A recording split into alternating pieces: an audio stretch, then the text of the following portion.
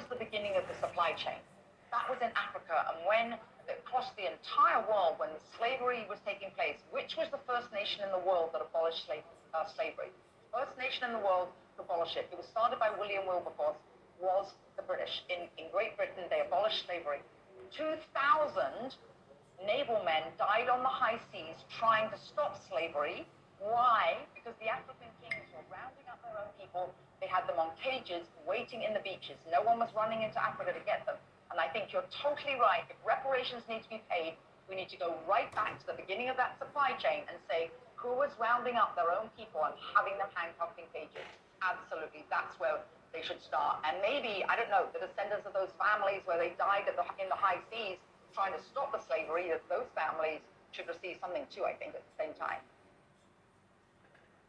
It's an interesting discussion, Hillary. Thank you very much. I appreciate it. We'll continue to discuss in the future. Yeah, Hillary is right.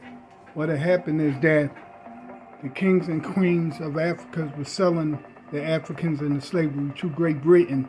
Great Britain provided the boats and a slave trade, Atlantic slave trade.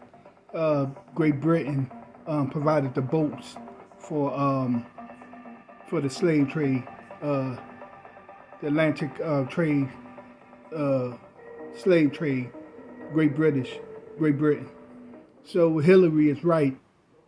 You got to go after the so-called kings and queens of Africa who sold Africans into slavery. And my opinion on the whole situation, they ain't gonna get no reparation.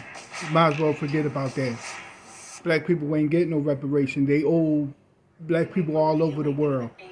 See ya.